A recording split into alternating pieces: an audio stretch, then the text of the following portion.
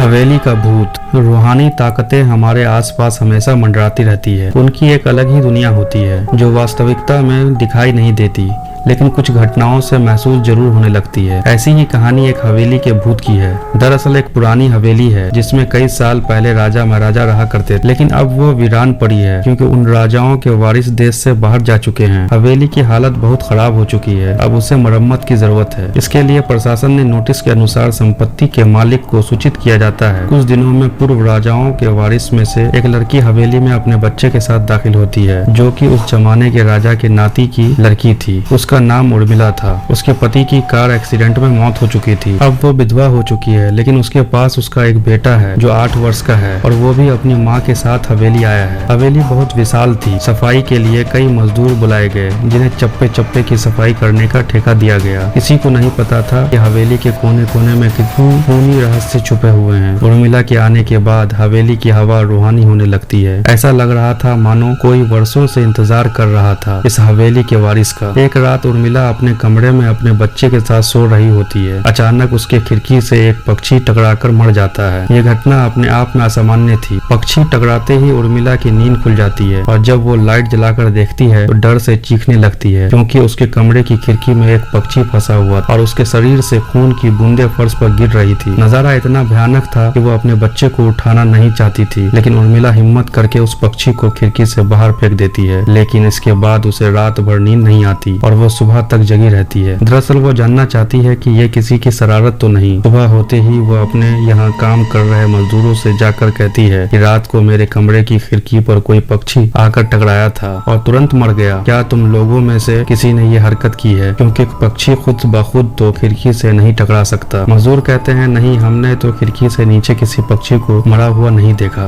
हम तो अभी वहाँ से चले आ रहे हैं और जब सभी जाकर देखते हैं तो वहाँ पक्षी नहीं होता। उर्मिला घबराने लगती है कि ये क्या, यहाँ तो पक्षी होना चाहिए। यह कम से कम खून की कुछ बूंदे दिखनी चाहिए, लेकिन यहाँ पर पक्षी का एक पंख तक नहीं पड़ा हुआ है। उर्मिला सभी मजदूरों को कहती है हवेली में बहुत सी कीमती चीजें और मूर्तियाँ हैं, संभाल के साफ सफाई करना। मजदूर अपने अपने काम में लग जाते हैं। उर्मिला अपने बच्चे के साथ कमरे में टीवी देख रही होती है कि अचानक हवेली की छत से एक मजदूर नीचे गिरता है। उर्मिला को अचानक लोगों की आवाज सुनाई देती है। वो भागकर खिड़की से नीचे देखती है तो एक मजदूर की लाश पड़ी होती है। उर्मिला कमरे से नीचे आती है और इसके गिरने का कारण पूछती है। लोगों के जवाब अलग अलग होते हैं। कोई कह रहा होता है कि इसने खुद आत्महत्या की है और कोई कह रहा था कि ये गलती से गिर गया है। सभी के दावे अलग अलग थे, लेकिन उर्मिला को कुछ अनकही बातें सुनाई दे रही थी। उर्मिला के कान में अचानक एक आहट के साथ आवाज आती है, अपने बच्चे को बचा सकती है तो बचा ले। उर्मिला ये वाक्य सुनते ही अपने कमरे की तरफ भागने लगती है क्योंकि कमरे में उसका बच्चा अकेला टीवी देख रहा होता है। जैसे ही उर्मिला कमरे में पहुंचती है, उसका बेटा खिड़की से कूदने वाला ही होता है कि उर्मिला उसका पैर पकड़ लेती है और वो खिड़की से लटक जाता है। उर्मिला पूरी ताकत से उसे ऊपर खींचती है, लेकिन बच्चा फिर भी कूदने की जिद कर रहा होता है। उर्मिला किसी तरह अपने बच्चे को काबू में करती है और कमरे से बाहर आ जाती है और वो मजदूरों से पूछती है बताओ क्या है इस हवेली में, क्योंकि ये बच्चा तो ऐसा नहीं कर सकता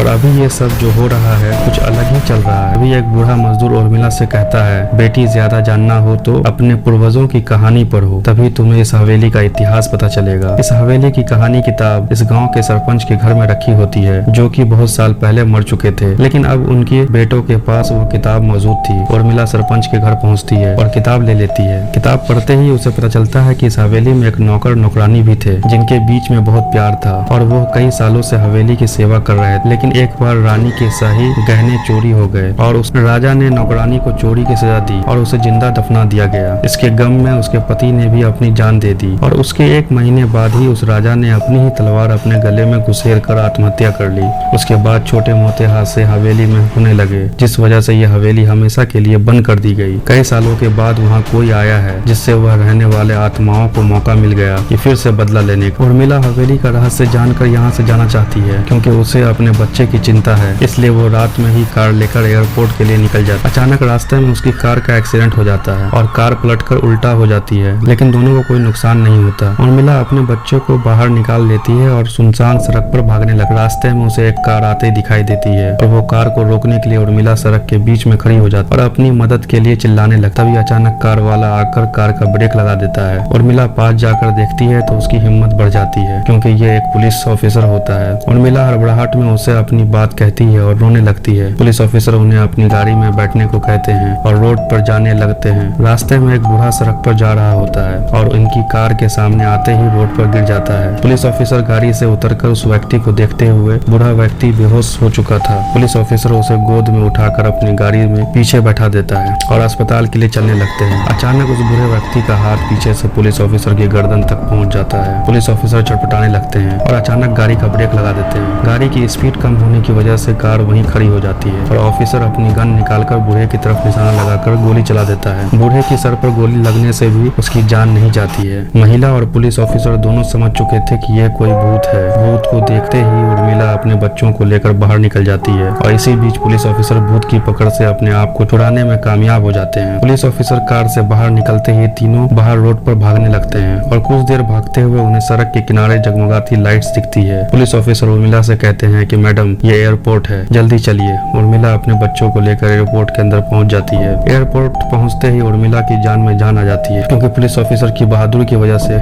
उर्मिला और उसके बच्चे की जान बच जाती है और वहां से उर्मिला हमेशा हमेशा के लिए चली जाती है और फिर कभी नहीं लौटती। यही सच्चाई है हवेली की भूत। ये वीडियो आप सबको कैसा लगा कमेंट करके जरूर बताइए और चैनल को सब्सक्राइब भी कर लें ताकि ऐसी ही रियल स्टोरी आपको हमेशा सुनने को मिलता रहे।